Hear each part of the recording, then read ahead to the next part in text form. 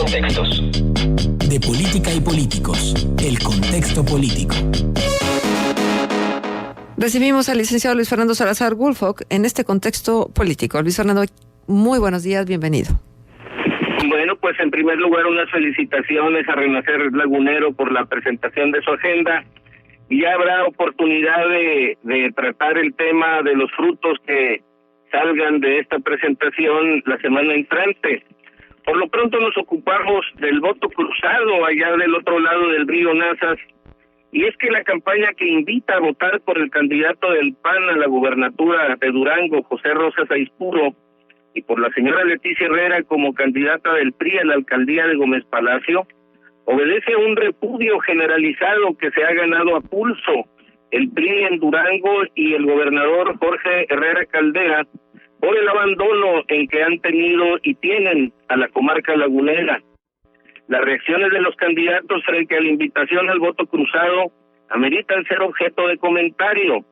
Por un lado, la candidata Leticia Herrera se deslinda de la campaña referida y amenaza con demandar a los responsables de la propaganda en la que aparece su retrato junto con el retrato del candidato del PAN a la gubernatura. Parecen empapados, separados pero empapados, porque según se dice, se trata de una apropiación indebida de su imagen.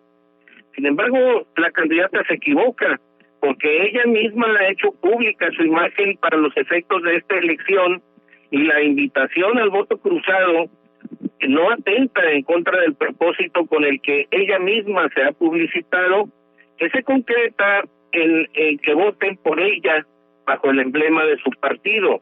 Por otra parte, José Rosas Aispuro aduce que la campaña en cuestión es parte de un fuego amigo que recibe el candidato del PRI a la gubernatura por parte de las mismas estructuras priistas que en el llamado voto cruzado encuentran el modo de castigar el centralismo. El candidato del PAN acierta en la explicación que ofrece sobre el tema. El hecho de que el PRI haya negado su apoyo a la señora Herrera como candidata a la gubernatura y la haya postulado como candidata a la alcaldía de Gómez Palacio es causa natural de la tendencia al voto diferenciado, y en la cúpula del PRI a nivel estatal ha generado una sospecha obsesiva que duda de la lealtad de su propia candidata, a la que pretende endosar la culpa de una eventual derrota del candidato a gobernador Esteban Villegas.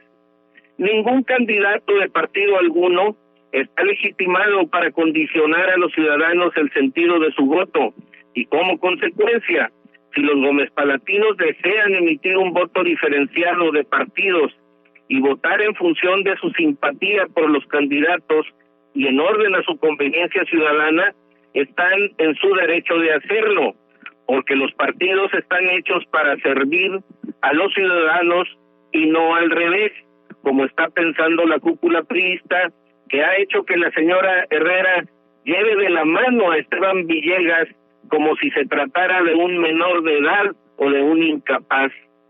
Lo anterior con mayor razón, porque durante los últimos 9 años los ciudadanos de Gómez Palacio han padecido malos gobiernos municipales, y como consecuencia nada tiene de extraño que los gomezpalatinos se acojan con nostalgia al liderazgo de la señora Leticia Herrera para un segundo mandato, al tiempo que repudian la candidatura del PRI a la gubernatura. En los regímenes sucesivos de los hermanos Ricardo y Rocío Rebollo y de José Miguel Campillo, se ha dado la contradicción de haber sido impuestos desde Durango por circunstancias de mera conveniencia electoral, y una vez que los candidatos priistas se convirtieron en gobernadores, se olvidaron de la laguna, dislocando la relación institucional entre los niveles estatal y municipal de gobierno, que los alcaldes referidos aprovecharon para sustraerse del control del priismo de Durango, y en la medida en que tampoco reconocieron compromiso alguno con la base social de Gómez Palacio, operaron a placer en su propio beneficio, con el riesgo que de esto ha resultado en todos los rubros, pero sobre todo en el de seguridad pública. El deterioro es evidente. Basta considerar que en la policía municipal en Gómez Palacio no existe. Y con esto advertimos una increíble ausencia de capacidad administrativa y política. A nivel Estado, las instancias de procuración de justicia son un ejemplo de indiferencia frente a los problemas que enfrenta el día a día el ciudadano de carne y hueso, porque los funcionarios de los primeros niveles de la Fiscalía en la región ni siquiera tienen su domicilio entre nosotros y poco asisten a sus oficinas.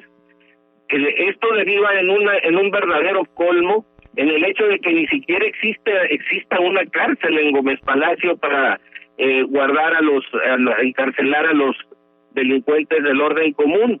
Resulta que los procesados por delitos del orden común en Gómez Palacio están encarcelados a más de 250 kilómetros de distancia en la ciudad de Durango, y pues esto revela una indiferencia, un abandono inexcusable. Este mismo abandono se refleja en la infraestructura de la ciudad. La marginación de las colonias populares es un fenómeno creciente. El parque industrial lagunero, que en otro tiempo fue causa de orgullo, es chatarra urbana. Y el estado general de la ciudad presenta una diferencia abismal con Durango capital, a pesar de que la fuerza económica de Gómez Palacio se mantiene gracias al esfuerzo de los gómez palacinos, Marcela. Ajá, bueno, será un día crucial el domingo. ¿Tú puedes establecer la diferencia que pudiera existir si hay participación, si hay conciencia en la generación de los votos?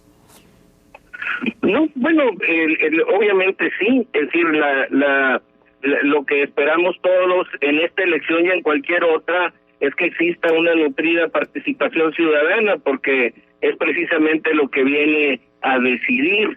A mí me llama mucho la atención que hay algunos detractores del voto que consideran al voto poca cosa y le dan mucha importancia. Se sienten algunos ciudadanos minusválidos frente al poder de los partidos o de los candidatos, pero lo verdaderamente cierto es que al final las elecciones se deciden en las urnas con los votos de los ciudadanos. Bien, Luis Fernando, pues muchísimas gracias por estar con nosotros en Contexto. ¿Nos dejas punto de contacto? Sí, como no, mi domicilio es en Avenida Morelos 30 Poniente Interior 6 y mi teléfono el 716-2636. Muchísimas gracias, Luis Fernando. Hasta la próxima.